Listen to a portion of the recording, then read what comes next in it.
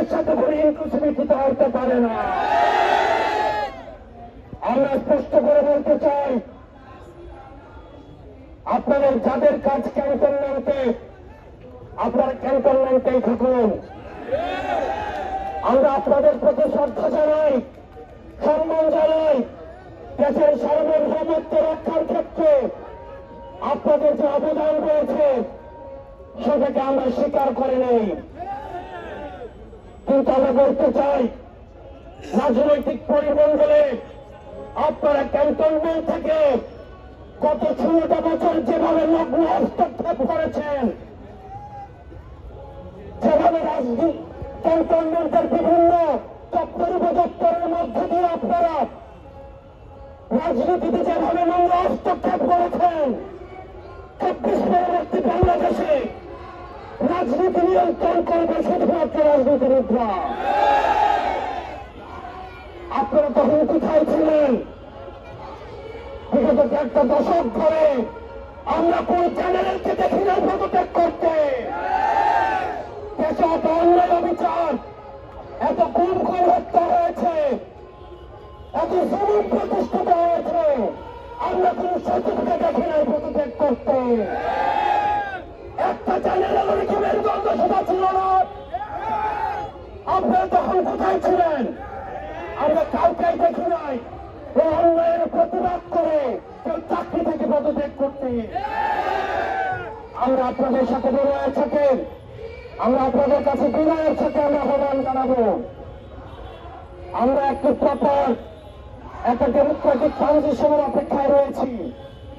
যে গণতান্ত্রিক প্রক্রিয়ার মধ্য দিয়ে আমাদের যে ন্যূনতম সংস্কারগুলো রয়েছে, এই সংস্কার প্রক্রিয়া শেষে আমরা একটি ফ্রি ফেয়ার এন্ড পার্টিসিপেটরি নির্বাচনের মধ্য দিয়ে, যেটি গত 1.5 দশক ধরে রাষ্ট্র কাঠামোর সহযোগিতায় এই গণতান্ত্রিক পরিবেশের আপনারা নষ্ট করেছেন, আমরা সেই পরিবেশে ফিরিয়ে দিতে চাই।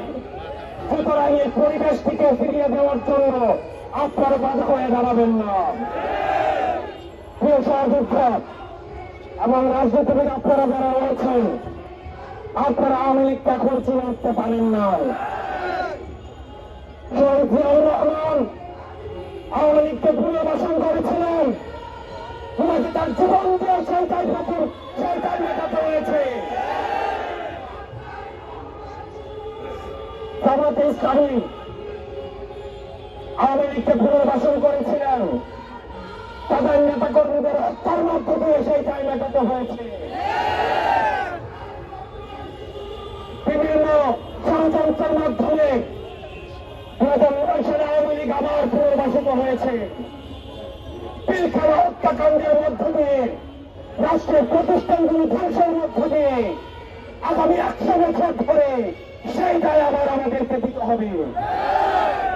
আবার যদি কেউ আওয়ামী লীগকে আবার পুনর্বাসিত করতে চায়, তাহলে তার জীবন দিয়ে সেই দায় আবার পুনর্বাসিত করতে হবে। প্রিয় সহযোদ্ধা, আমরা আপনাদেরকে বলতে চাই, পরবর্তী বাংলাদেশ হবে next Bangladesh is without Awami League. পরবর্তী বাংলাদেশ বিনির্মাণ হবে যারা বেশিরভাগ বিরোধী যে রাজনৈতিক দলগুলো রয়েছে, আমাদের বিভিন্ন বিষয়ের মতো পার্থক্য হবে, আমাদের পলিসির জায়গা থেকে ডিসকাশন হবে, আমাদের ডায়লগ হবে, এগ্রিমেন্ট হবে, ডিসএগ্রিমেন্ট হবে, আমাদের সব হবে আওয়ামী লীগকে এই রাষ্ট্র কাঠামোর বাইরে রেখে। আপনাদের ভুলে গেলে চলবে না। কোন গণতান্ত্রিক প্রক্রিয়ায় ভোটের মধ্য দিয়ে কিন্তু আওয়ামী লীগের বাংলাদেশ থেকে পালাতে বাধ্য হয়নি। আওয়ামী লীগ পালাতে বাধ্য হয়েছে গণঅভ্যুত্থানের মধ্য দিয়ে। পৃথিবীর ইতিহাসে কোথাও কোন নজির নেই গণঅভ্যুত্থানের মধ্য দিয়ে তারা পালাতে পারে। সুতরাং আওয়ামী লীগের পতন হয়েছে 5 আগস্ট। 5 আগস্ট চূড়ান্ত সিদ্ধান্ত হয়ে গিয়েছে। আওয়ামী লীগের নাম, আওয়ামী লীগের মার্কা এবং আওয়ামী লীগের আদর্শ এই বাংলাদেশের রাজনীতি করার অধিকার হারিয়েছে। এর মধ্য দিয়ে আওয়ামী লীগ নিষিদ্ধ চাই না, বরং আওয়ামী লীগ কৃত অপরাধ করেছে, যে গণহত্যা চালিয়েছে, যে মানুষের বাক স্বাধীনতাকে রুদ্ধ করেছে, খুন হত্যা